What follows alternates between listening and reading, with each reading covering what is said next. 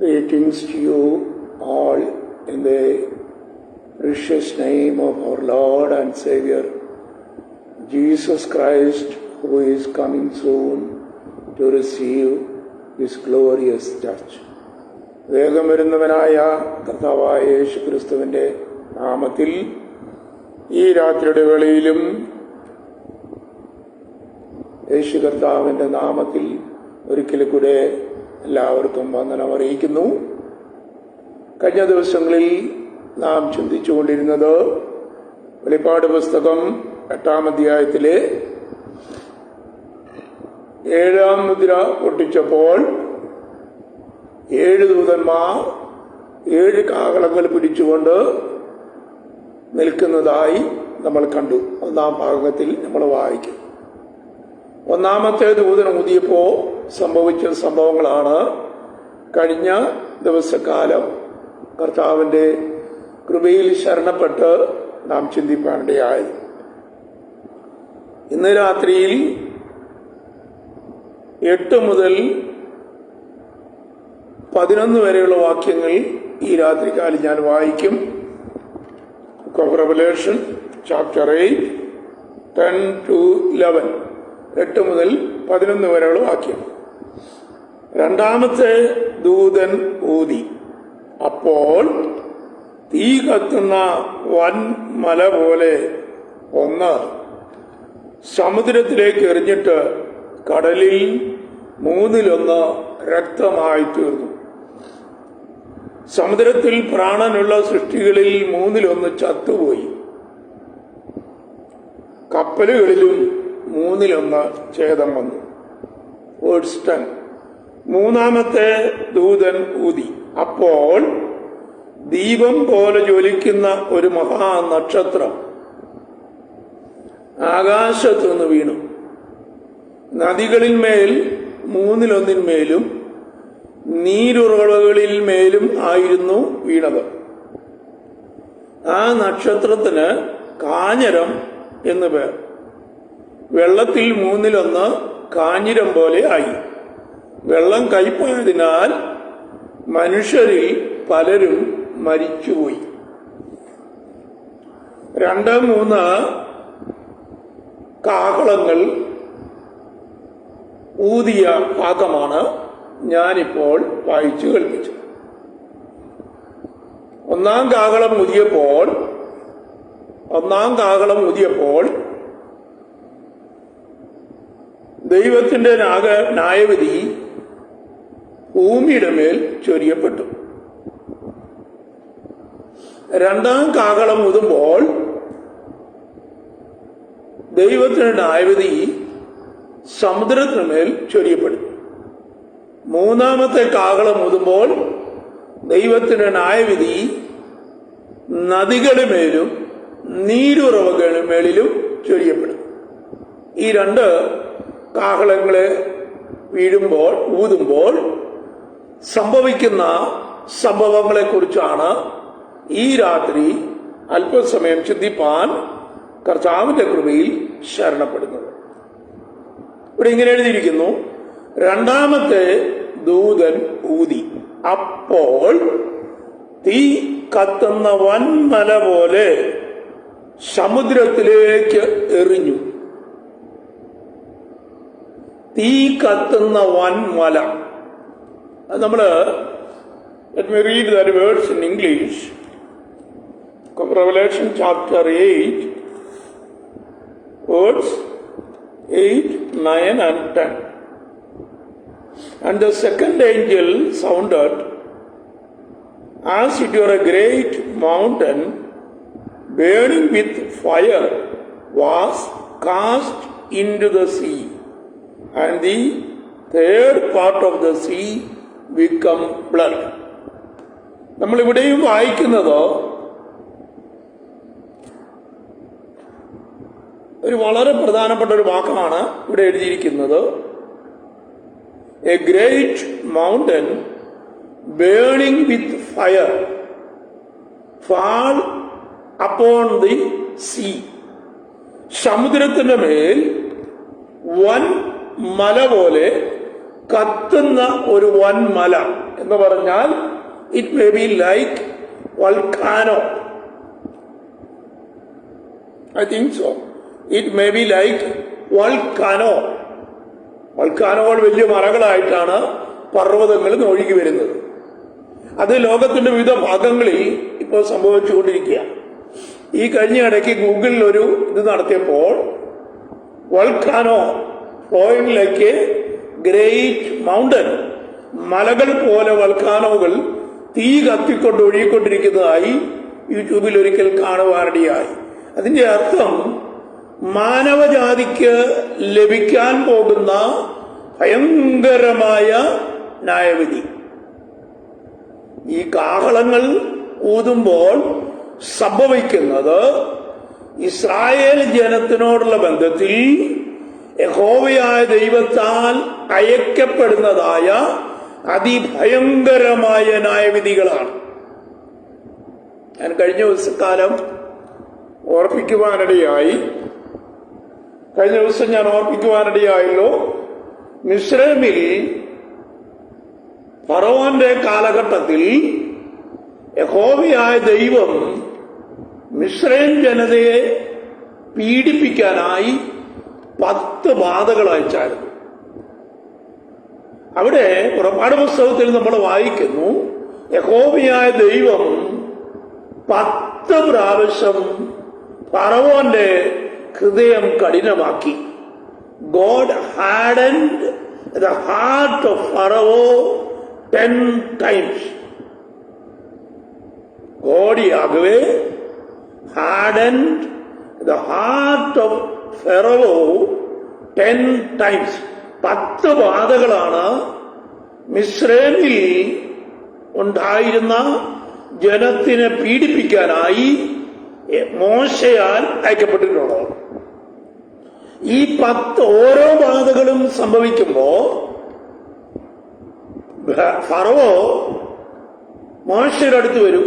എന്നിട്ട് മോശയോട് പറയും, ഞാൻ നിന്റെ ജനത്തെ വിട്ടയക്കാം. അത് കഴിഞ്ഞ് അദ്ദേഹം തിരിച്ച് തന്റെ കൊട്ടാരത്തിലേക്ക് പോകും. ദൈവമായ യഹോവ ഫറവോന്റെ ഹൃദയത്തെ കഠിനമാക്കും എന്ന് പറഞ്ഞതുപോലെ ഈ മഹാവ്യാധികളൊക്കെ ഭൂമിയിൽ സംഭവിക്കുമ്പോഴും ആ കാലഘട്ടത്തിലുള്ള ജനത്തിന്റെ ഹൃദയം കഠിനമാക്കപ്പെടും. വെളിപ്പാട് പുസ്തകം 16-ാം അധ്യായത്തിൽ അങ്ങനെ ഒരു ഭാഗം വായിക്കുന്നുണ്ട്. ഇവയെല്ലാം നടന്നിട്ടും ജനം അവരുടെ പാപങ്ങളെ വിട്ട് മാനസാന്തരപ്പെട്ടില്ല എന്ന് രേഖപ്പെടുത്തിയിട്ടുണ്ട്. അതുകൊണ്ടാണ് ഞാൻ ഈ കാര്യങ്ങൾ പറഞ്ഞത്. ഇസ്രായേൽ ജനത്തെയും ഞാൻ കഴിഞ്ഞ ദിവസങ്ങളിൽ ഓർപ്പിച്ചു, ഈ കാലഘട്ടത്തിൽ ദ ഗ്രേറ്റ് ട്രിബുലേഷൻ പീരീഡിന്റെ second part, last part of the tribulation പീരീഡാണ് ഈ കാഹളങ്ങൾ ധ്വനിക്കപ്പെടുന്ന കാലഘട്ടം എന്ന് പറയുന്നത്. കാഹളങ്ങൾ ധ്വനിക്കപ്പെടുന്ന കാലഘട്ടങ്ങൾ ഇസ്രായേലിന് വേണ്ടി വേർതിരിക്കപ്പെട്ടിരിക്കുന്ന 7 വർഷത്തെ മഹോപദ്രവ കാലഘട്ടത്തിന്റെ അന്ത്യഭാഗമായിരിക്കും എന്നാണ് തിരുവചനം പഠിപ്പിക്കുമ്പോൾ നമുക്ക് മനസ്സിലാക്കാൻ കഴിയും. അപ്പോ ഇസ്രായേലിനോടുള്ള ബന്ധത്തിലുള്ള മഹാകഷ്ടകാലത്തിന്റെ അവസാനത്തെ ഭാഗമാണ് ഈ കാലഘട്ടം. ഈ കാലഘട്ടങ്ങളിൽ പാർക്കുന്നവർ, ഈ ഭൂമിയിൽ ശേഷിക്കുന്നവർ ആരാണെന്ന് കഴിഞ്ഞ ദിവസം ഞാൻ സൂചിപ്പിച്ചിരുന്നല്ലോ. എങ്കിലും ഒന്നുകൂടെ ഞാനിത് സൂചിപ്പിക്കാം. ഈ കാലഘട്ടത്തിൽ 3 വിധ ജനങ്ങൾ ഈ ഭൂമണ്ഡലത്തിൽ ഉണ്ടായിരിക്കും. First one, the Jewish nation or the people of Israel. Jewish nation or the people of Israel. Second group of people, രണ്ടാമത്തെ വിഭാഗം എന്ന് പറയുന്നത് the left behind group from the rapture of the church. ദൈവസഭയുടെ ഉൾപ്രമാണത്തിൽ നിന്ന് കൈവിടപ്പെട്ടു പോകുന്ന ഒരു group ജനം. മൂന്നാമത്തെ ഗ്രൂപ്പ് എന്ന് പറയുന്നത് അന്ന് വരെയും കർത്താവായ യേശു മശിഹായെ രാജാവും കർത്താവും രക്ഷിതാവുമായി അംഗീകരിക്കാത്തതായ ജാതിക രാജ്യങ്ങളിലെ ജനങ്ങൾ. അപ്പോ ഈ 3 കൂട്ടം ജനങ്ങളാണ് മഹോ ഉപദ്രവ കാലഘട്ടത്തിൽ ഈ ഭൂമണ്ഡലത്തിൽ ശേഷിക്കുന്നവരായ ജനം. അപ്പൊ ഒരു ചോദ്യം വരാം, ഇന്നത്തെ ദൈവസഭ എവിടെയായിരിക്കും? റിയൽ ക്വസ്റ്റ്യൻ കമ്മിങ് ഔട്ട് വരുന്ന ഒരു പ്രത്യേക ചോദ്യമാണ്. ഇന്നത്തെ ദൈവസഭ അഥവാ the bride of the church, bride of the church, കുഞ്ഞാടിന്റെ മണവാട്ടിയാകുന്ന സഭ, കുഞ്ഞാടിന്റെ മണവാട്ടി ആയ സഭ, ഈ മണവാട്ടി സഭ ആകാശമേഘങ്ങളിൽ എടുക്കപ്പെടുകയും ഈ കാലഘട്ടത്തിൽ തന്റെ മണവാളനായ ക്രിസ്തു യേശുവിനോട് ചേർന്ന് ആകാശമേഘങ്ങളിൽ പാർക്കും. For a period of 7 years, 7 വർഷത്തേക്ക് ദൈവസഭ ആകാശമേഘങ്ങളിൽ തങ്ങളുടെ മണവാളനായ, തങ്ങളുടെ കാന്തനായ കർത്താവായ യേശു ക്രിസ്തുവിനോട് കൂടി ആയിരിക്കും. അപ്പോ ആ കാലഘട്ടത്തിൽ the second part of the tribulation പീരീഡിൽ ദൈവസഭ ഈ ഭൂമണ്ഡലത്തിൽ നിന്ന് അതിനു മുമ്പേ എടുക്കപ്പെട്ടിരിക്കും. മഹോപദ്രവ കാലഘട്ടം ആരംഭിക്കുന്നതിന് മുമ്പ് തന്നെ ദൈവസഭയുടെ ഉൾപ്രമാണം നടന്നിരിക്കും. Before the starting of the great tribulation period, the church should be raptured into the heaven. ഈ കാലഘട്ടങ്ങൾ ആരംഭിക്കുന്നതിന് മുമ്പ് തന്നെ ദൈവസഭയുടെ ഉൾപ്രമാണം നടന്നിരിക്കും. കാരണം ദൈവസഭ മഹോപദ്രവത്തിൽ പെടുന്നില്ല, മഹോപദ്രവത്തിൽ കൂടെ കടന്നു പോകത്തില്ല. മഹോപദ്രവത്തിൽ കൂടെ ദൈവസഭ കടന്നു പോകുമെന്ന് പഠിപ്പിക്കുന്ന വലിയൊരു ഗ്രൂപ്പുണ്ട്. I'm really objecting that group and I am teaching the people that the church will not enter into the great tribulation period, because the great tribulation period is ordained for the people of Israel. മഹോപദ്രവ കാലഘട്ടം ദൈവസഭ മഹോപദ്രവത്തിൽ കൂടെ കടന്നു പോകത്തില്ല.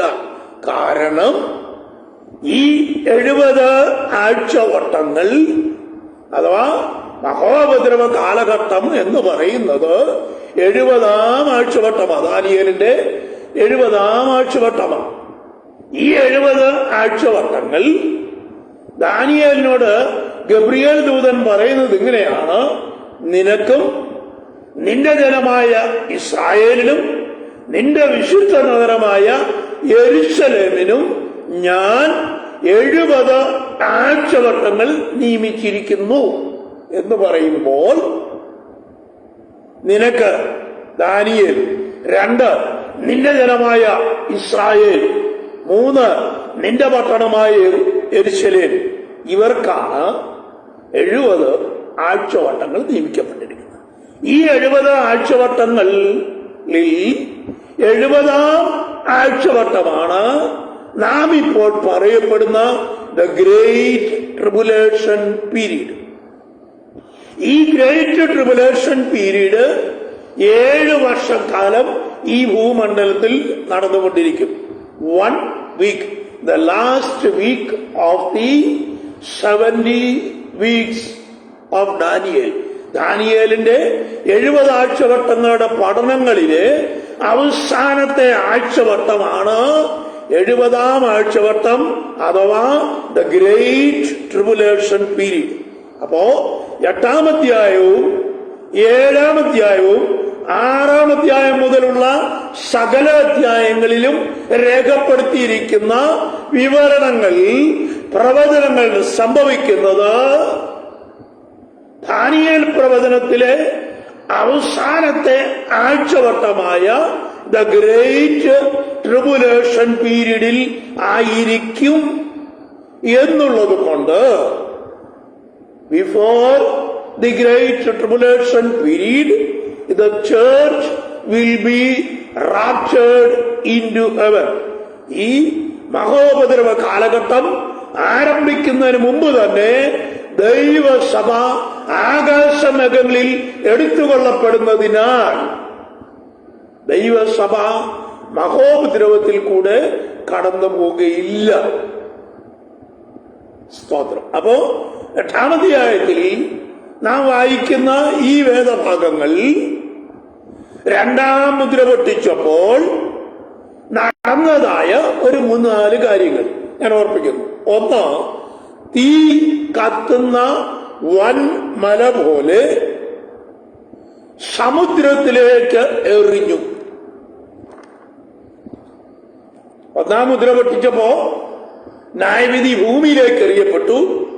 2-ാം മുദ്ര പൊട്ടിക്കുമ്പോൾ ദൈവിക ന്യായവിധി സമുദ്രത്തിൽ എറിയപ്പെടുന്നു. തീ കത്തുന്ന വൻമല പോലെ, A great mountain burning with fire, തീ കത്തിക്കൊണ്ടിരിക്കുന്ന ഒരു വൻ മല സമുദ്രത്തിലേക്ക് എറിയപ്പെടും. ഈ സമുദ്രത്തിലേക്ക് എറിയപ്പെടുന്ന വൻമല മേ ബി ഗ്രേറ്റ് വൾക്കാനോസ്, വലിയ വൾക്കാനോസ് ആയിരിക്കും. They are, when the volcano is flowing from the mountain, it flows with blood. രക്തം നിറഞ്ഞ വലിയ തീയോടുകൂടി ഭയങ്കര ചൂടോടുകൂടിയ രക്തതുല്യമായ വെള്ളമാണ് വൾക്കാനോയിൽ നിന്ന് ഒഴുകി വരുന്നത്. അപ്പൊ ഈ രാത്രിക്കാലം ഞാൻ ഓർപ്പിക്കട്ടെ, ഇവിടെ രേഖപ്പെടുത്തിയിരിക്കുന്ന തീ കത്തുന്ന വൻ മല പോലെ ഒന്ന് സമുദ്രത്തിലേക്ക് എറിഞ്ഞു. അപ്പൊ എന്ത് സംഭവിച്ചു? കടലിൽ 1/3 രക്തമായി. 1/3 of the sea became blood. സമുദ്രത്തിൽ 1/3 രക്തതുല്യമായി. സമുദ്രത്തിൽ പ്രാണനുള്ള സകല ജന്തുക്കളും ചത്തുപോയി. ദൈവവചനം പഠിപ്പിക്കുന്ന ഭാഗമാണ് ഞാൻ പറഞ്ഞത്. സമുദ്രത്തിലുള്ള സകല ജന്തുക്കളും ചത്തുപോയി. 3, കപ്പലിൽ 1/3 ഛേദം വന്നു. എന്ന് പറഞ്ഞാൽ സമുദ്രത്തിന്റെ 1/3 ഭാഗത്തിലുള്ള സകല ജീവജന്തുക്കളും ചത്ത് മലർക്കും. After effect of the second trumpet, 2-ാം കാഹളം ധ്വനിക്കുന്നതിന്റെ ആഫ്റ്റർ എഫക്ട് എന്തായിരിക്കും നിങ്ങൾക്കറിയാമോ? മഹാവ്യാധികൾ. കാരണം സമുദ്രത്തിൽ ഉള്ള മൃഗജാതികളെല്ലാം ചത്ത് മലച്ചു കഴിയുമ്പോൾ ദുർഗന്ധം വമിക്കുകയും അത് നിമിത്തം അനവധി വ്യാധികൾ ഭൂലോകത്തിലേക്ക് പൊട്ടിപ്പുറപ്പെടുകയും ചെയ്യും.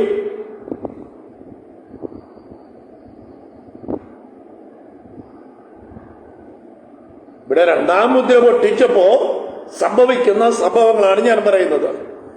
തീ കത്തുന്ന മഹാപർവ്വതം പോലെ ഒരു വസ്തു കടലിലേക്ക് എറിയപ്പെട്ടു, സമുദ്രത്തിലേക്ക് എറിയപ്പെട്ടു. അപ്പോൾ സമുദ്രത്തിൽ 1/3 രക്തമായി തീർന്നു. കടലിൽ 1/3 രക്തമായി. ഓക്കെ. കപ്പലുകളിൽ 1/3 ഛേദം വന്നു. അടുത്തത്, സമുദ്രത്തിലുള്ള സകല സൃഷ്ടികളിലും നിന്നും 1/3 ചത്തുപോയി. എന്ന് പറഞ്ഞാൽ മധ്യധരനായ Mediterranean sea that is going, or the Red Sea which is flowing near to the land of Israel. ഇസ്രായേലിന് ചുറ്റുവട്ടത്തിലും ഒഴുകപ്പെടുന്ന ചെങ്കടലും ഇസ്രായേലിന് ചുറ്റുവട്ടം ഒഴുകിക്കൊണ്ടിരിക്കുന്ന മെഡിറ്ററേനിയൻ സീയും യൂഫ്രട്ടീസ് നദിയും നൈൽ നദിയും ഇവയൊക്കെയാണ് ഇസ്രായേലിന് ചുറ്റും ഓടിക്കൊണ്ടിരിക്കുന്ന നദികളും സമുദ്രങ്ങളും. Mediterranean sea will became blood. അപ്പോ സമുദ്രത്തിലുള്ള 1/3 വീതം മത്സ്യജാതികൾ മുഴുവൻ ചത്തുപോകും. 1/3 of the ship will be destroyed. എന്ന് പറഞ്ഞാൽ ഇതിന്റെ after effect of this great punishment, ഇതിന്റെ ആഫ്റ്റർ എഫക്ട് എന്തായിരിക്കും എന്നാണ് ഞാൻ പറയുന്നത്. ആഫ്റ്റർ എഫക്ട് എന്ന് പറയുന്നത് ഭൂമണ്ഡലങ്ങളിൽ ഇതുവരെ ഉത്ഭവിച്ചിട്ടില്ലാത്ത പുതിയ പുതിയ വ്യാധികൾ ഉൾപ്പെടും. പകർച്ചവ്യാധികൾ, pestilence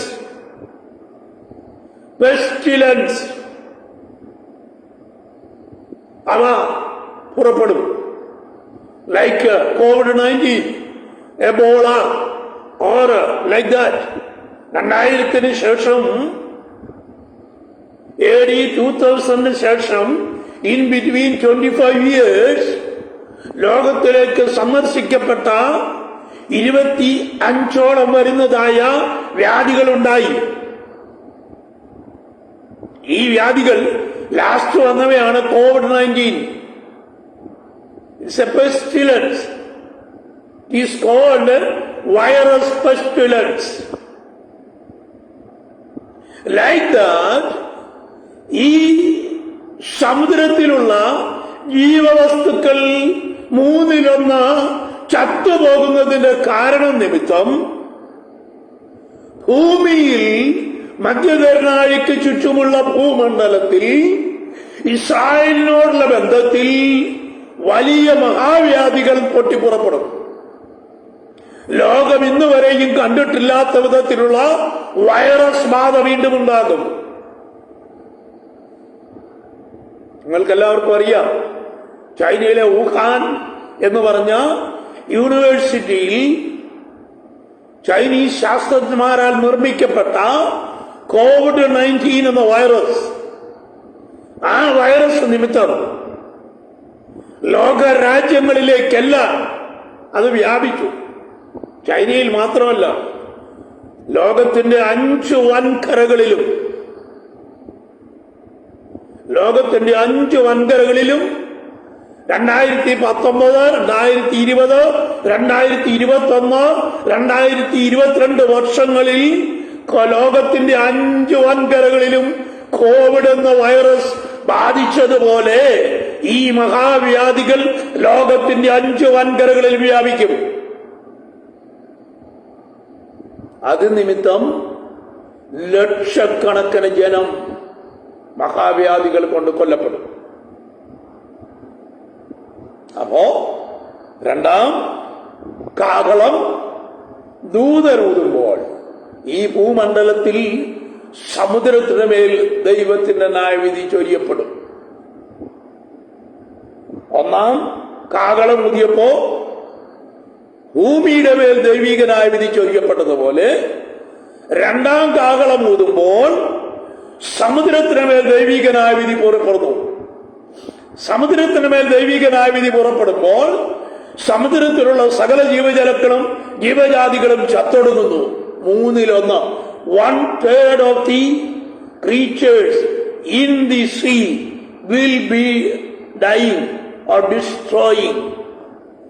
1/3 of the ships will be destroying. എന്ന് പറഞ്ഞാൽ 1/3 of the navy of different nations will be destroyed.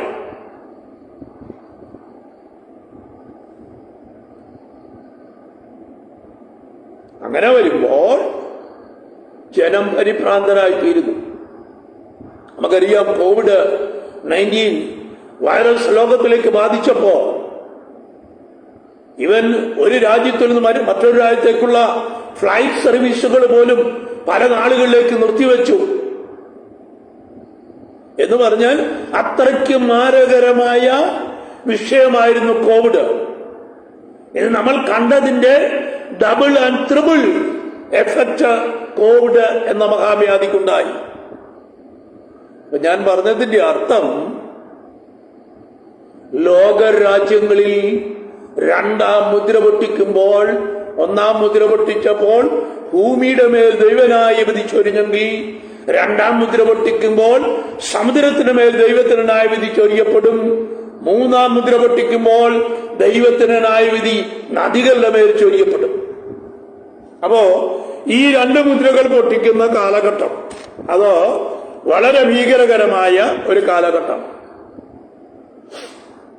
അപ്പോ രണ്ടാം മുദ്ര പൊട്ടിച്ചപ്പോൾ, ദൈവത്തിന്റെ ദൂതൻ രണ്ടാം മുദ്ര പൊട്ടിച്ചപ്പോൾ ഈ ഭൂമണ്ഡലത്തിൽ സംഭവിച്ചതാണ് ഞാനിപ്പോ പറഞ്ഞത്.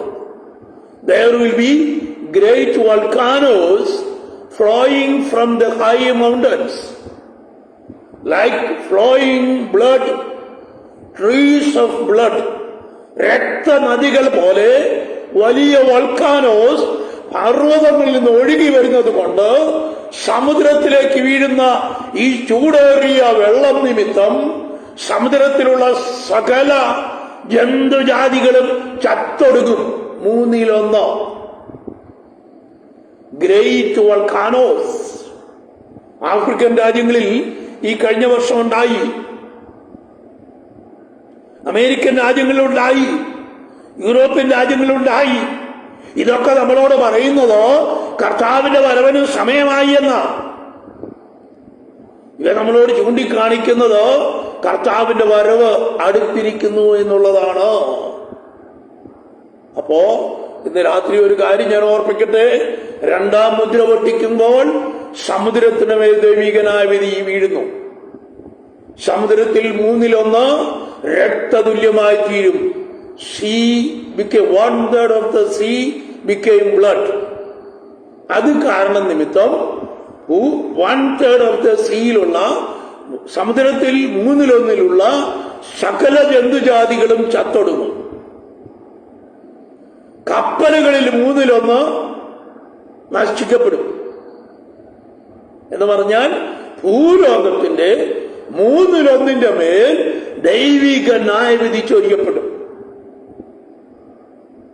ഈ ദൈവിക ന്യായവിധി ചൊരിയപ്പെടുമ്പോൾ ജനം പരിഭ്രാന്തരായി തീരും. ഈ ന്യായവിധിയുടെ ആഫ്റ്റർ എഫക്റ്റ് ആണ് ഈ വോൾക്കാനോസ് സമുദ്രത്തിലേക്ക് വീഴുന്നതിന്റെ ആഫ്റ്റർ എഫക്റ്റ് ആണ് there will be great pestilence occurring different part of the world.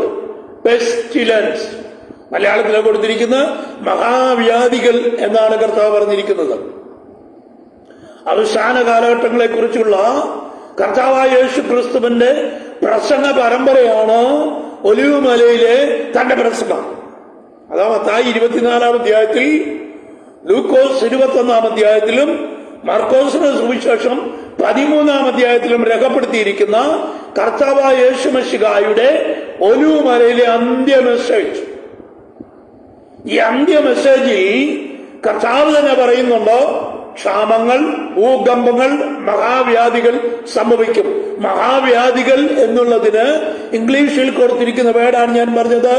Great pestilence will be occurring in different parts of the world, more than COVID-19 virus. കഴിഞ്ഞ കാലങ്ങളിൽ ലോകത്തിന്റെ വിവിധ ഭാഗങ്ങളിൽ കോടിക്കണക്കിന് ജനം മരിക്കുന്ന മരണത്തിനിടയാക്കിയ കോവിഡ് പോലുള്ള മഹാവ്യാധികളെക്കാൾ അതിഭയങ്കരമായ പെസ്റ്റിലൻസ്, മഹാവ്യാധികൾ, വൈറസ് ബാധകൾ ലോകത്തിലേക്ക് പൊട്ടിപ്പുറപ്പെടും. ഇത് നിമിത്തം കോടിക്കണക്കിന് ജനം ലോകത്തിൽ മരിച്ചു വീഴും. ശ്രദ്ധിക്കണേ, വൻമല പോലെ തീ കത്തുന്ന വൻമല സമുദ്രത്തിലേക്ക് എറിഞ്ഞു. അത് നിമിത്തം 1/3 സമുദ്രത്തിലെ സകല ജീവികളും ചത്തുപോയി. പ്രാണനുള്ള സകല ജീവികളും ചത്തുപോയി എന്നാണ് വെളിപ്പാട് പുസ്തകത്തിൽ രേഖപ്പെടുത്തിയിരിക്കുന്നത്. പ്രാണൻ, സമുദ്രത്തിൽ പ്രാണനുള്ള സകല ജീവികളും എന്ന് പറഞ്ഞാൽ സമുദ്രത്തിൽ ജീവിച്ചിരിക്കുന്ന സകല ജീവികളിലും 1/3 ചത്തൊടുങ്ങും. സമുദ്രം 1/3 രക്തതുല്യമാകും എന്ന് പറഞ്ഞാൽ മനുഷ്യന് സമുദ്രത്തിൽ നിന്ന് ലഭിക്കുന്ന ഒരു സമുദ്ര വിഭവങ്ങളും ഭക്ഷിപ്പാനോ കാണുവാനോ കഴിയാതെ വണ്ണം മാരകകരമായ രോഗങ്ങൾ പൊട്ടിപ്പുറപ്പെടും. ഇത് നിമിത്തം കോവിഡ് വന്നപ്പോ COVID-19 ലോകത്തിൽ വ്യാപരിച്ചപ്പോൾ ഉണ്ടായതിനേക്കാൾ പരിഭ്രാന്തി ജനത്തിന് നടുവിലേക്കുണ്ടാകും. അപ്പൊ ഞാൻ പറയട്ടെ, 2ാം കാഹളം ധ്വനിക്കുമ്പോൾ സമുദ്രത്തിന് മേൽ ദൈവിക ന്യായവിധി ഉണ്ടാകുന്നു. ആ ന്യായവിധിയിൽ ഭൂമിയിൽ അന്ന് സമുദ്രത്തിൽ ജീവിച്ചിരിക്കുന്ന, മലയാള ഭാഷയിൽ ഇങ്ങനെയാണ് എഴുതിയിരിക്കുന്ന, സമുദ്രത്തിൽ പ്രാണനുള്ള സൃഷ്ടികളിൽ 1/3 ചത്തുപോയി. മലയാളത്തിൽ എഴുതിയിരിക്കുന്ന വാക്യമാണ് ഞാൻ പറഞ്ഞത്. സമുദ്രത്തിൽ പ്രാണനുള്ള ജന്തുജീവികളിൽ 1/3 ചത്തുപോയി എന്ന് പറഞ്ഞാൽ 1/3 of the creatures which are living in the sea, സമുദ്രത്തിൽ ജീവിക്കുന്ന സകലവിധ മത്സ്യജന്തു ജാതികളും ചത്തൊടുങ്ങും. ഇത് നിമിത്തം ഭൂമണ്ഡലത്തിൽ വലിയ വലിയ മാരകകരമായ വൈറസുകൾ ഉടലെടുക്കപ്പെടും. ഈ കാരണത്താൽ ഭൂമിയിലുള്ള ജനം പരിഭ്രാന്തരായി തീരും. പ്രാണന് വേണ്ടി അവർ പല സ്ഥലങ്ങളിലേക്ക് ഓടും. അങ്ങനെ വരുമ്പോഴാണ് അവർ പറയുന്നത്, മലകളെ ഞങ്ങളുടെ മേൽ വീഴുവീൻ, കുന്നുകളെ ഞങ്ങളുടെ മേൽ വീഴുവീൻ എന്ന് പറഞ്ഞുകൊണ്ടവർ പറയും, കുഞ്ഞാടിന്റെ മഹാകോപത്തിൽ നിന്ന് ഞങ്ങളെ രക്ഷിക്കണമെന്ന് പറഞ്ഞുകൊണ്ട് മലകളും പർവ്വതങ്ങളും ജനത്തിന് മേൽ വീഴുവാനായി ജനം നിലവിളിച്ച് പരിഭ്രാന്തരായിക്കൊണ്ട് ഓടിക്കൊണ്ടിരിക്കും. ശ്രദ്ധിക്കണമേ ദൈവമക്കളെ, ഇന്ന് രാത്രി ഞാൻ പറയട്ടെ, 2ാമത്തെ ദൂതൻ ഊതിയപ്പോ സമുദ്രത്തിന് മേൽ ദൈവികനായ വിധി ചൊരിയപ്പെട്ടു. 3ാമത്തെ ദൂതൻ ഊതിയപ്പോ എന്ത് സംഭവിച്ചു നമുക്ക് നോക്കാം. 10-ാം വാക്യം, 10ഉം 11ഉം വാക്യം ഞാൻ വായിക്കുന്നു. 3ാമത്തെ ദൂതൻ ഊതി, അപ്പോൾ ദീപം പോലെ ജ്വലിക്കുന്ന ഒരു മഹാനക്ഷത്രം, ദീപം പോലെ ജ്വലിക്കുന്ന ഒരു മഹാനക്ഷത്രം ആകാശത്തിൽ നിന്ന് വീണു. നദികളിൽ മേൽ 1/3 നീരുറവകളിൽ മേലും ആയിരുന്നു വീണത്. ശ്രദ്ധിക്കുക. 3ാമത്തെ കാഹളം ദൂതൻ ഊതിയപ്പോൾ ദീപം പോലെ ജ്വലിക്കുന്ന ഒരു മഹാനക്ഷത്രം ആകാശത്തിൽ നിന്ന് വീണു. എവിടെയാണ് വീണത്? നദികളിൽ മേലും നീരുറവകളിൽ മേലും. എന്ന് പറഞ്ഞാൽ A great star falling from heaven into the rivers and sheet water. നദികളിൽ മേലും നീരുറവകളിൽ മേലും. നീരുറവകൾ എന്ന് മലയാളത്തിൽ രേഖപ്പെടുത്തിയിരിക്കുന്നത് ഇപ്രകാരമാണ്: seat water. Seat water means the water which we use to drink. നമ്മൾ കുടിക്കുവാൻ ഉപയോഗിക്കുന്ന നീരുറവകൾ, അവയുടെ മേലേക്കാണ് ഈ നക്ഷത്രം വീണത്. ആ നക്ഷത്രത്തിന്റെ പേരെന്താണെന്നറിയാമോ? ആ നക്ഷത്രത്തിന്റെ പേര് കാഞ്ഞിരം, അതോ വേംവുഡ്. കാഞ്ഞിരം എന്ന് പേർ. വെള്ളത്തിൽ 1/3 കാഞ്ഞിരം പോലെയായി. മനുഷ്യരിൽ പലരും ചത്തുപോയി. 4 കാര്യങ്ങളാണ് ഞാനിവിടെ സൂചിപ്പിക്കുന്നത്. 4 കാര്യങ്ങൾ. അത് 3ാം മുദ്ര പൊട്ടിച്ച് 3ാം കാഹളം ഊതിയപ്പോൾ ഈ ഭൂമണ്ഡലത്തിൽ 1ാം കാഹളം ഊതിയപ്പോൾ ഭൂമിയിൽ ദൈവികനായ വിധി ചൊരിയപ്പെട്ടു. രണ്ടാം കാഹളം ഊതിയപ്പോൾ സമുദ്രത്തിന് മേൽ ദൈവികനായ വിധി ചൊരിയപ്പെട്ടു. മൂന്നാം കാഹളം ഊതുമ്പോൾ നദികളിൽ മേലും നീരുറവകളിൽ മേലും ദൈവികനായ വിധി ചൊരിയപ്പെടുന്നു.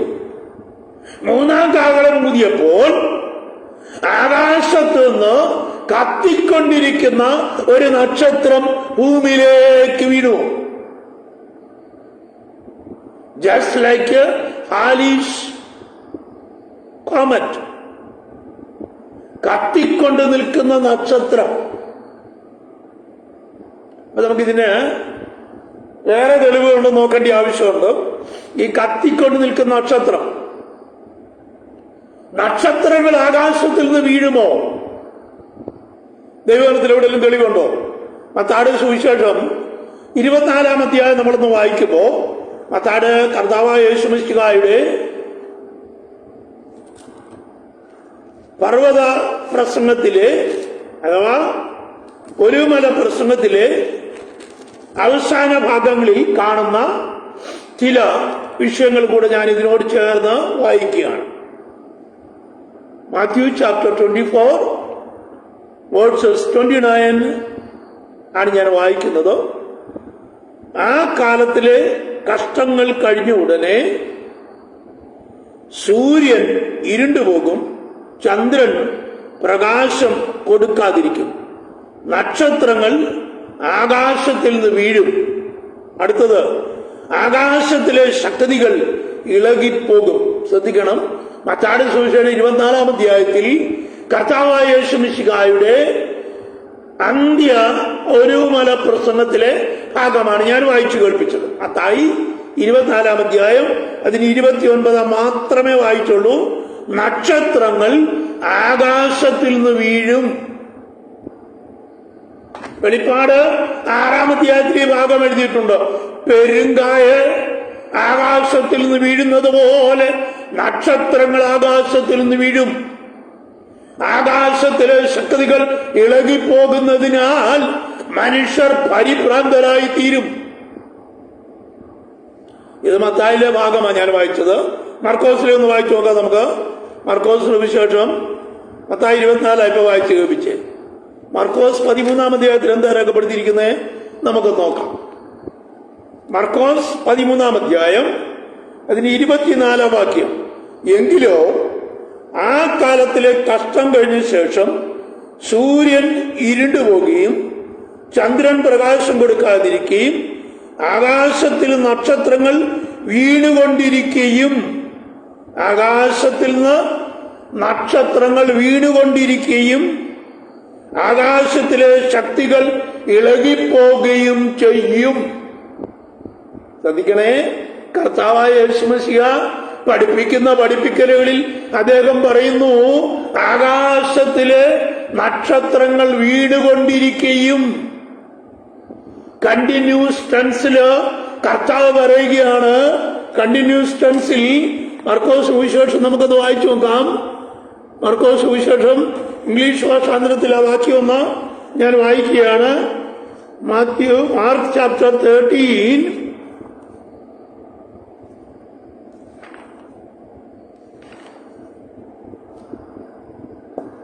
Mark chapter 13:24.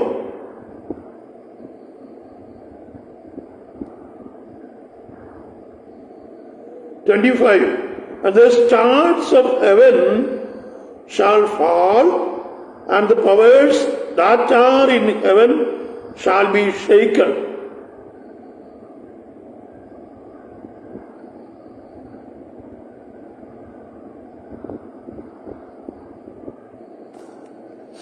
മലയാളത്തിൽ എഴുതിയിരിക്കുന്നത് ഇങ്ങനെയാ. മലയാള ഭാഷയിൽ എഴുതിയിരിക്കുന്നു, ആകാശത്തിൽ നിന്ന് നക്ഷത്രങ്ങൾ വീണുകൊണ്ടിരിക്കുകയും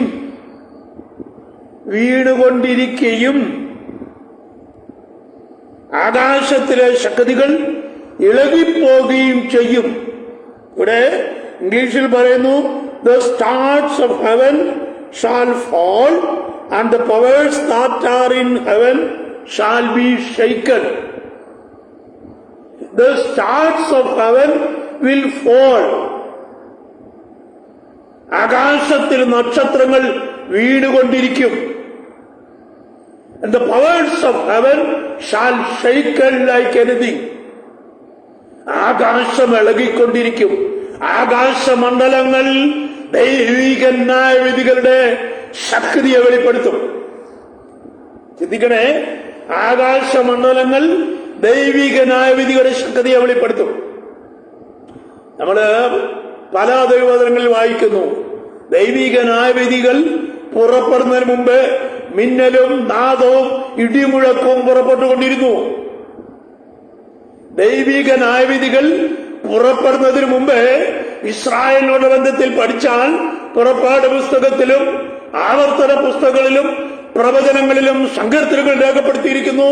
യഹോവ തന്റെ നാദം മുഴക്കി, ഇടിമുഴക്കി എന്നൊക്കെ പറഞ്ഞ് എഴുതി വച്ചിട്ടുണ്ട്.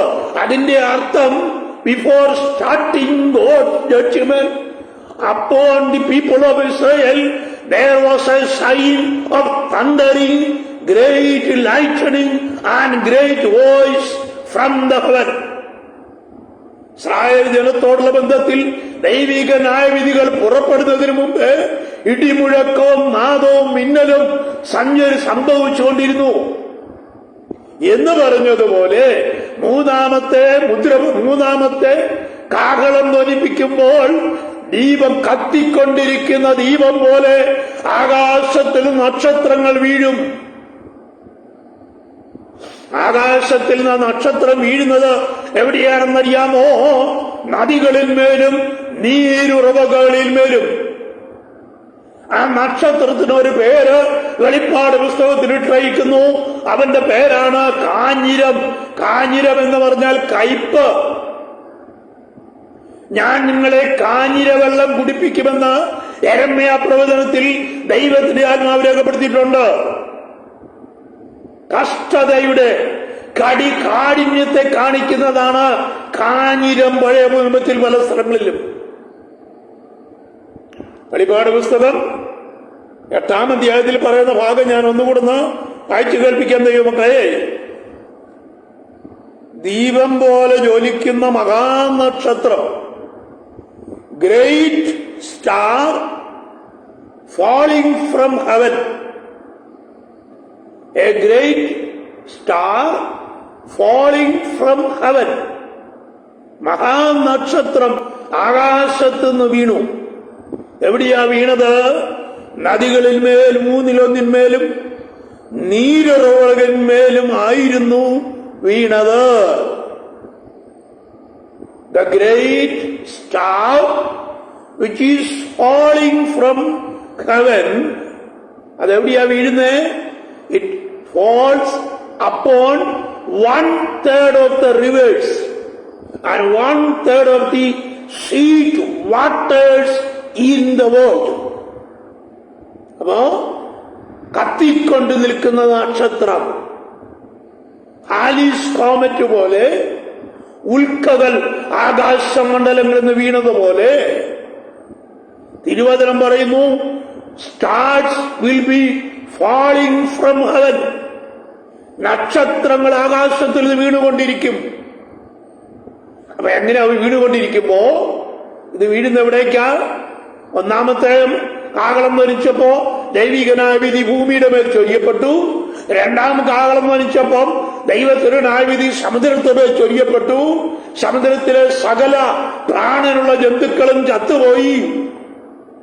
3-ാം ന്യായവിധി, 3-ാമത്തെ കാഹളം ധ്വനിക്കപ്പെടുമ്പോൾ ആകാശത്തിൽ നിന്ന് കത്തിക്കൊണ്ട് നിൽക്കുന്ന നക്ഷത്രങ്ങൾ ഭൂമിയിലേക്ക് വീഴും. വീഴുന്നത് നദികളിന്മേലും നീരുറവകളിന്മേലുമായിരിക്കും. തിരുവചനം രേഖപ്പെടുത്തിയിരിക്കുന്നു, നദികളിൽ 3-1 നീരുറവകളിന്മേലുമായിരുന്നു വീണത് എന്ന് പറഞ്ഞാൽ 1/3 of the rivers and 1/3 of the sea water will be destroyed. ഈ വീഴുന്ന നക്ഷത്രത്തിന് പേര്, ഈ നക്ഷത്രത്തിന് കാഞ്ഞിരം എന്ന് പേർ. വെള്ളത്തിൽ 1/3 കാഞ്ഞിരം പോലെയായി. വെള്ളത്തിൽ 1/3 കാഞ്ഞിരം പോലെയായി. നമുക്ക് അതിനോട് ബന്ധത്തിൽ 1-2 വാക്യങ്ങളൊന്ന് വായിച്ചു നോക്കാം. ഞാൻ പ്രവചനങ്ങളിലെ 1-2 വാക്യങ്ങൾ വായിക്കുകയാണ്. ഈ കാഞ്ഞിരം എന്നുള്ള യൂസേജ് ഒന്ന് മനസ്സിലാക്കാൻ വേണ്ടി. ആമോസിന്റെ പുസ്തകം, Amos, book of Amos, prophecy of Amos, chapter 5 words 7.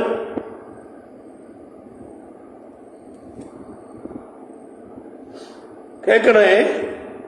Amos, the prophecy of Amos, chapter 5 words 7.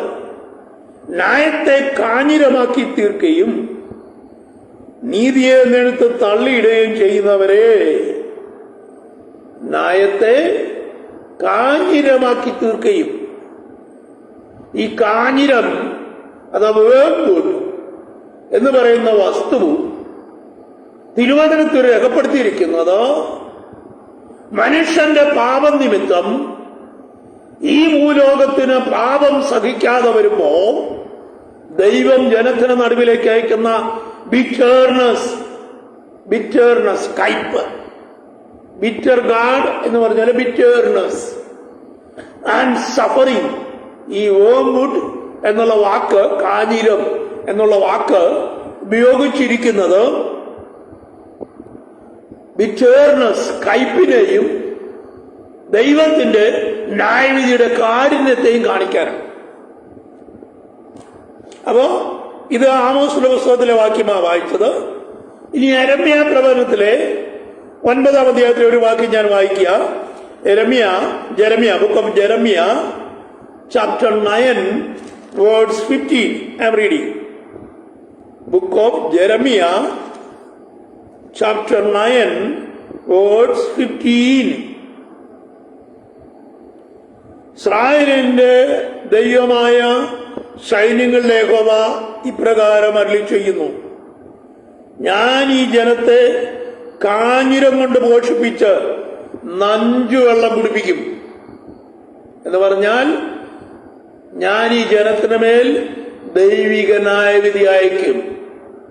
അതാണ് ഈ വാക്കിന്റെ അർത്ഥം. ഞാൻ ഈ ജനത്തെ കാഞ്ഞിരം കൊണ്ട് പോഷിപ്പിച്ച് നഞ്ചുവെള്ളം കുടിപ്പിക്കും. മലയാളത്തിൽ എഴുതിയിരിക്കുന്നത്. അതിന്റെ അർത്ഥം യഹോവയായ ദൈവം തന്റെ ജനത്തെ ന്യായവിധി നടത്തും എന്നുള്ളതിന്റെ വ്യക്തമായ തെളിവാണിത്. ഇനിയുണ്ട് വാക്യം നമുക്ക് വായിക്കാന്. ഇനി ഞാൻ വാക്യങ്ങൾ വായിച്ചു കേൾപ്പിക്കാം. ലെമന്റേഷൻസ് അഥവാ വിലാപങ്ങളുടെ പുസ്തകം. വിലാപങ്ങളുടെ പുസ്തകം 5-ാം അധ്യായത്തിന് 4-ാം വാക്യം ഞാൻ വായിക്കുക.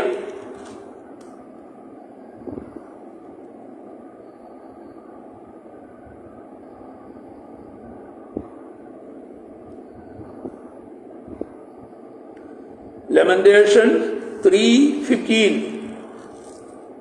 Lamentation chapter 3 verse 15. അവൻ എന്നെ കയ്പ് കൊണ്ട് നിറച്ച് കാഞ്ഞിരം കൊണ്ട് മത്ത് പിടിപ്പിച്ചിരിക്കുന്നു. അവൻ എന്നെ കയ്പ് കൊണ്ട് നിറച്ച് കാഞ്ഞിരം കൊണ്ട് മത്ത് പിടിപ്പിച്ചിരിക്കുന്നു. ഞാനിത് പറഞ്ഞു വരുന്നതിന്റെ അർത്ഥം എന്താണെന്ന് ചോദിച്ചാൽ, ദ വേർവുഡ് എന്ന് പറഞ്ഞ കാഞ്ഞിരം എന്ന് പറഞ്ഞ സാധനം അത് കാണിക്കുന്നത് A dark terrible punishment falling from heaven. A dark, terrible punishment falling from heaven. ആകാശത്തിൽ നിന്ന് വീഴുന്നതായ അന്ധകാരവും ഭീകരവുമായ ശിക്ഷാനായ വിധികൾ. അടുത്തത് bitterness, sorrow, judgments and the consequence of sin and unrighteousness. നിങ്ങൾ ചിന്തിക്കണേ, വേർവുഡ് എന്നുള്ള വാക്ക് ഗൂഗിളിൽ അടിച്ചു നോക്കി എനിക്ക് കിട്ടിയ കാര്യമാണ് ഞാൻ ഈ പറഞ്ഞത്. വേർവുഡ് എന്നാണ് കാഞ്ഞിരം എന്നതിന് ഇംഗ്ലീഷിൽ കൊടുത്തിരിക്കുന്ന വാക്ക്. വേർവുഡ് star means dark men of terrible punishment. Dark men of terrible punishment. Bitterness, judgment. അത് കഴിഞ്ഞിട്ട് ഒരു കോമ ഇട്ടേച്ച് പറയുന്നു consequence of sin or unrighteousness. അതിന്റെ മലയാളത്തിൽ പറയാം, കാഞ്ഞിരം എന്നുള്ള വാക്കിനെ, വേംവുഡ് എന്ന വാക്കിനെ ഞാൻ ഗൂഗിളിൽ അടിച്ചു നോക്കിയപ്പോൾ എനിക്ക് കിട്ടിയ മീനിങ് ആണിത്. വേംവുഡ് എന്ന് പറഞ്ഞാൽ അന്ധകാരം നിറഞ്ഞ അതിഭയങ്കരമായ ദൈവികനായ വിധി, അതിനെയാണിത് സൂചിപ്പിക്കുന്നത്. അടുത്തത് ബിറ്റർനെസ്, കൈപ്പേറിയ അവസ്ഥ, കൈപ്പേറിയ അവസ്ഥ. അടുത്തത് judgement falling upon people of God, ദൈവജനത്തിന് മേൽ ചൊരിയപ്പെടുന്ന ദൈവികനായ വിധി. അതിന് പറയുന്നു പാപത്തിന്റെ പ്രതിഫലനമായ ദൈവികനായ വിധിയായിരിക്കും വേർവുഡ് എന്ന കാഞ്ഞിരം എന്ന വാക്കുകൊണ്ട് പഴയ നിയമം ഉദ്ദേശിക്കുന്നു.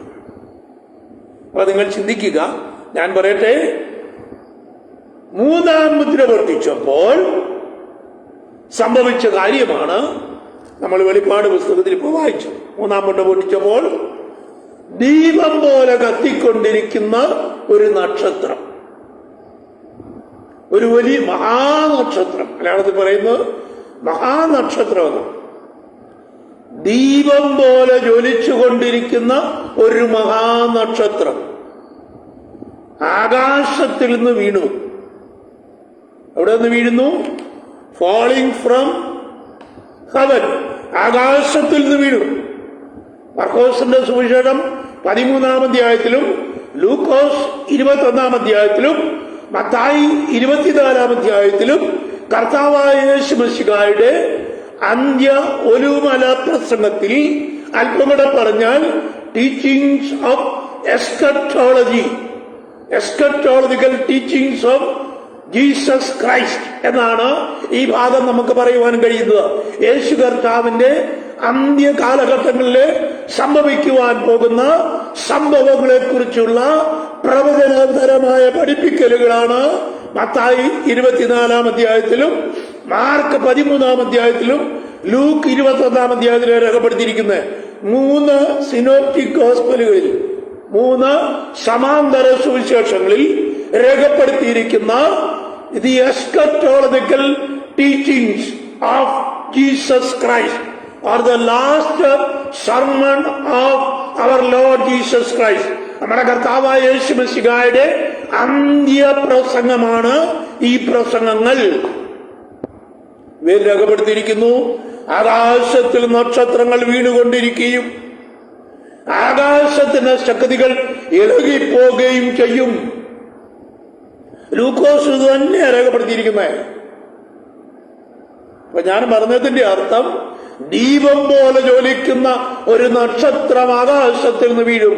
അതിനെക്കുറിച്ച് മലയാളത്തിൽ പറയുന്ന മഹാനക്ഷത്രം, എ ഗ്രേറ്റ് സ്റ്റാർ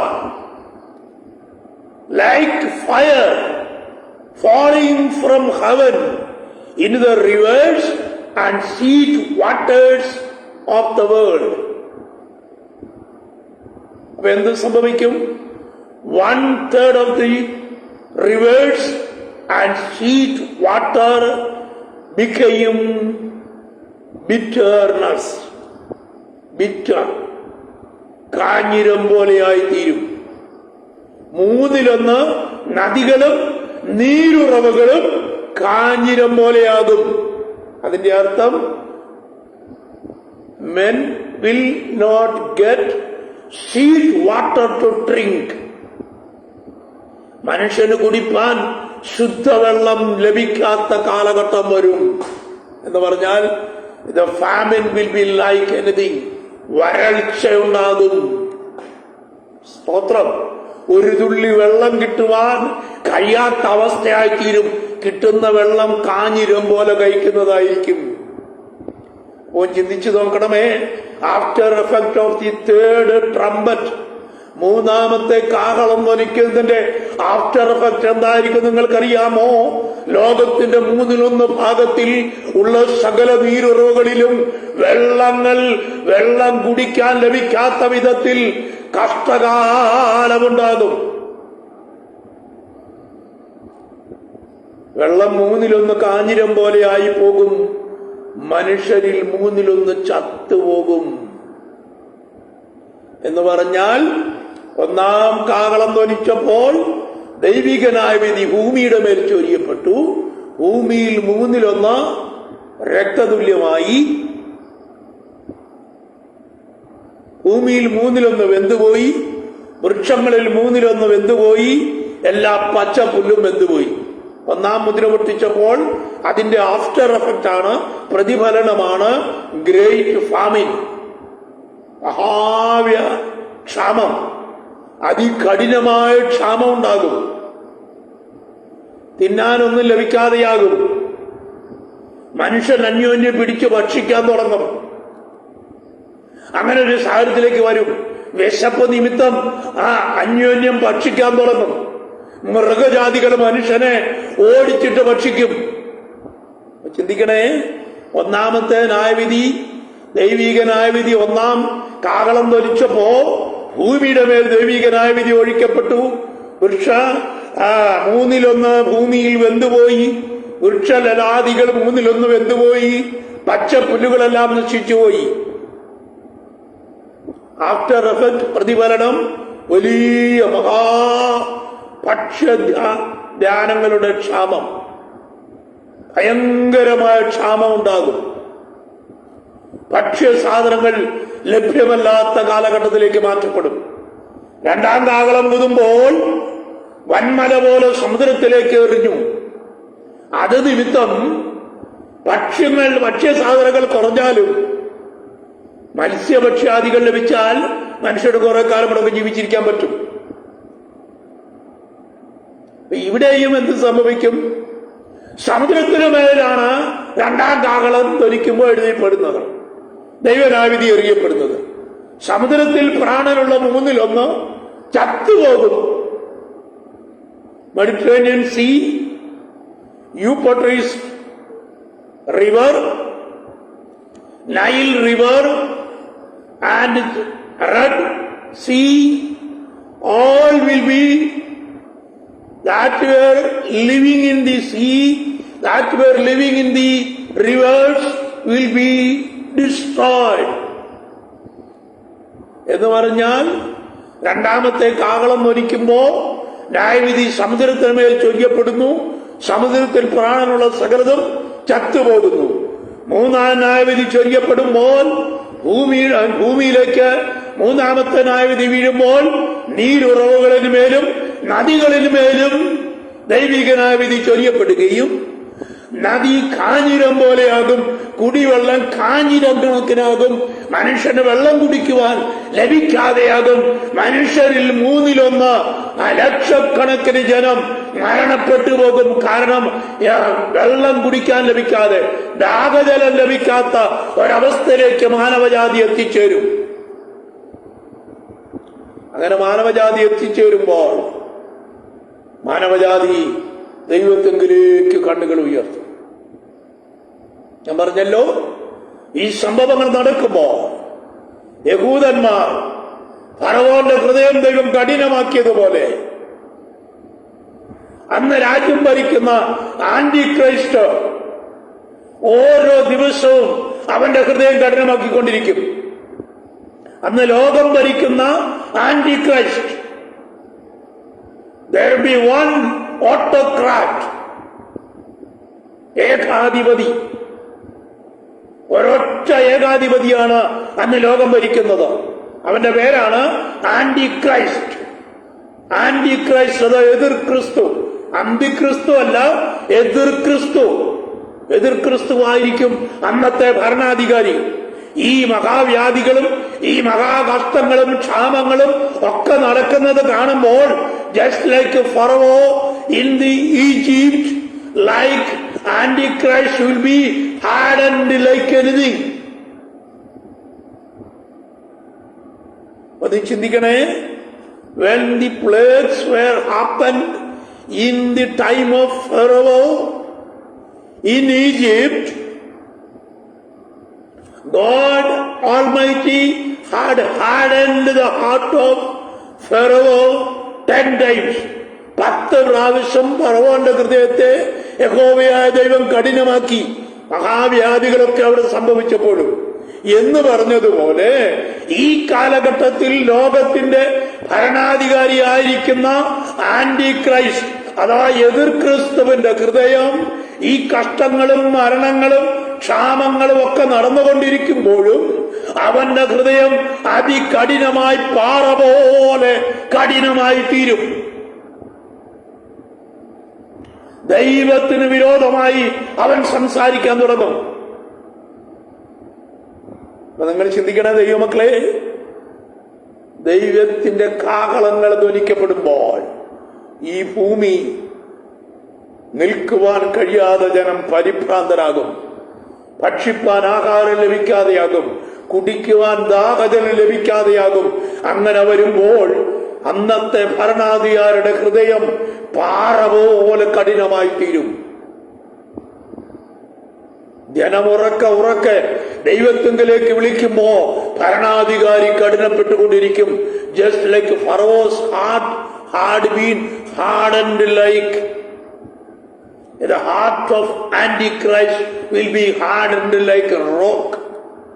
പാറ പോലെ അവന്റെ ഹൃദയം കഠിനപ്പെടും.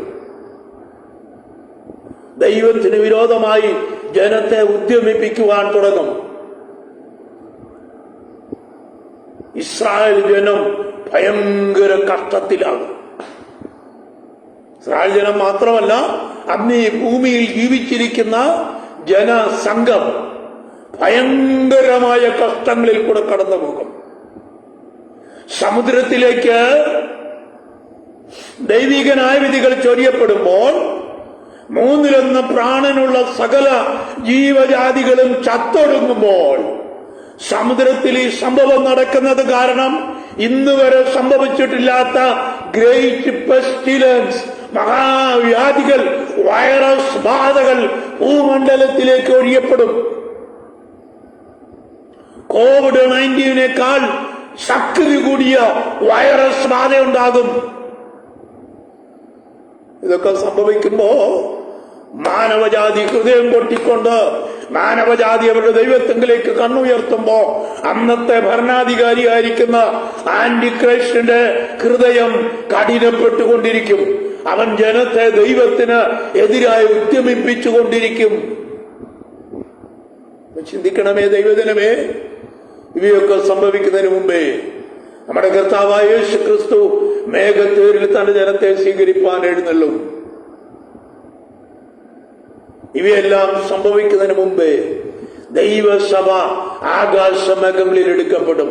Before the great tribulation period the church, the bride of the bride church, മണവാട്ടി സഭ ആകാശ മേഘങ്ങളിൽ എടുക്കപ്പെടും.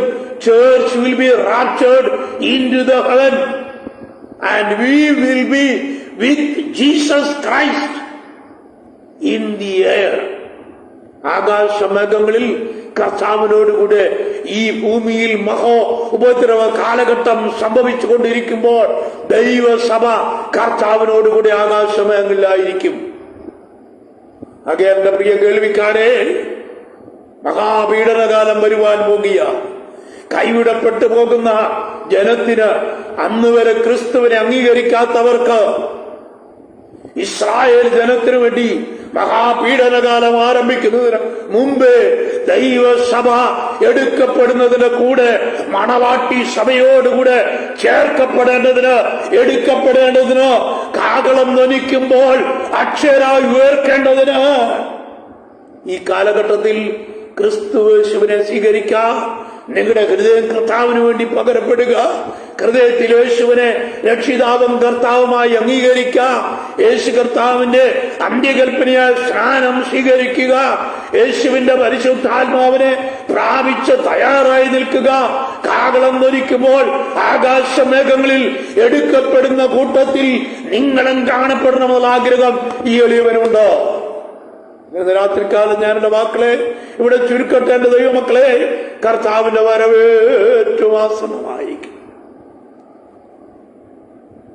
Before the great tribulation period, before the great tribulation will be starting, before that is the church, the bride church, will be raptured into heaven.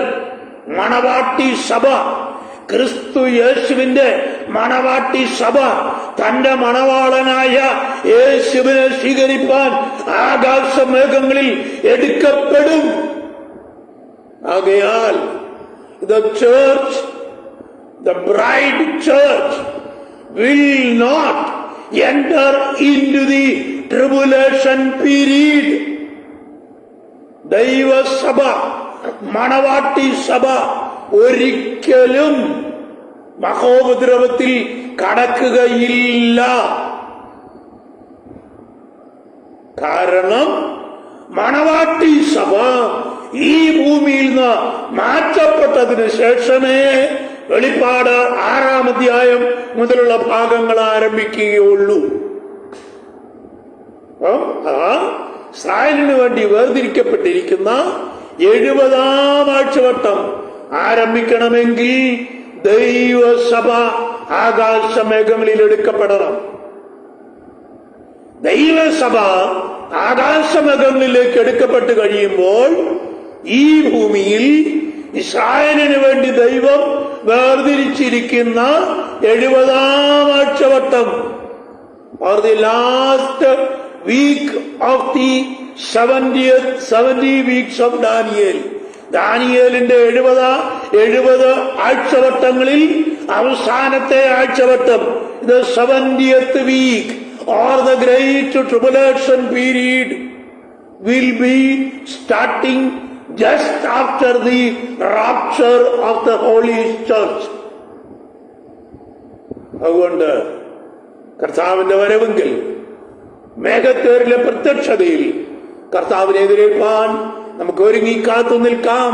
അതിനായി കർത്താവ് നിങ്ങളെല്ലാവരെയും ഒരുക്കട്ടെ, അതിനായി കർത്താവ് നമ്മളെല്ലാവരെയും സഹായിക്കട്ടെ എന്ന് പറഞ്ഞുകൊണ്ട് ഞാൻ ഇന്ന് രാത്രി എന്റെ വാക്കുകളെ ചുരുക്കട്ടെ. Let God Almighty give you all the blessings.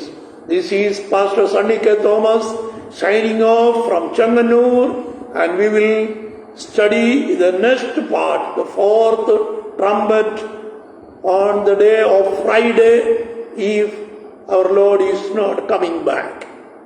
കർത്താവായ യേശു ക്രിസ്തുവിന്റെ പ്രത്യക്ഷത, ആകാം മേഘത്തിലെ പ്രത്യക്ഷതയുടെ വരവിന് താമസമുണ്ടായാൽ this Friday we will be thinking about the 4th trumpet.